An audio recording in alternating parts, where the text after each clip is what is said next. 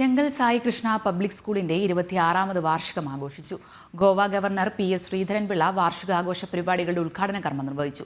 School managing director S. Rajasekharan Nair, Chenkal Sree Shiva Parvathi ക്ഷേത്രം മഠാധിപതി മഹേശാനന്ദ സരസ്വതി തുടങ്ങിയവർ ഉദ്ഘാടന പരിപാടിയിൽ പങ്കെടുത്തു. തിരുവനന്തപുരം ചെങ്കൽ ശ്രീ സായി കൃഷ്ണ പബ്ലിക് സ്കൂളിലെ 26ാമത് വാർഷികം വിപുലമായിട്ടുള്ള പരിപാടികൾ കൂടിയാണ് ആഘോഷിച്ചത്.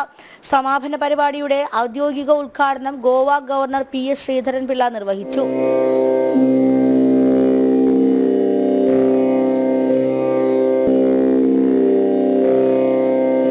ഭാരതീയ സംസ്കാരത്തെ ഒപ്പിയെടുത്തുകൊണ്ടുള്ള പ്രഗത്ഭമായ വിദ്യാഭ്യാസ രീതിയാണ് ചെങ്കൽ സായി കൃഷ്ണ പബ്ലിക് സ്കൂളിനുള്ളതെന്ന് പി.എസ്. ശ്രീധരൻപിള്ള ഉദ്ഘാടന പ്രസംഗത്തിൽ പറഞ്ഞു.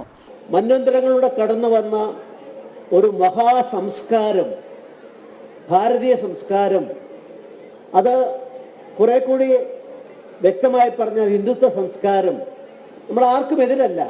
പക്ഷെ ആ ഒഴുക്കാകുന്ന സംസ്കാരത്തെ ഒപ്പിയെടുത്ത് പുതിയ തലമുറയ്ക്ക് കൊടുക്കേണ്ട ബാധ്യത നമുക്കുള്ളതാണ്.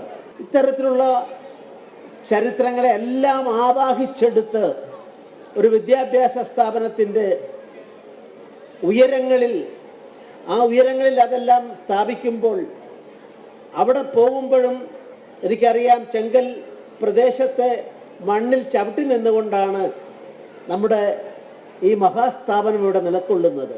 ഗ്രാമങ്ങളിലെ വിദ്യാഭ്യാസമാണ് ഭാരതത്തിന് മുതൽക്കൂട്ടാകുന്നതെന്ന് ജനം ടിവിയുടെയും ചെങ്കൽ പബ്ലിക് സ്കൂളിന്റെയും മാനേജിംഗ് ഡയറക്ടറുമായ എസ്. രാജശേഖരൻ നായർ പറഞ്ഞു. ഞാൻ എന്റെ നാട്ടിൽ വന്ന് ഒരു സ്കൂളല്ല, അതൊരു യൂണിവേഴ്സിറ്റിയാണ് ഇവിടെ ഈ നാട്ടിന് സമർപ്പിക്കേണ്ടതെന്നുള്ള ഉത്തരവാദിത്തോടു കൂടിയായിട്ടാണ് ഞാൻ പ്രവർത്തിക്കുന്നത്.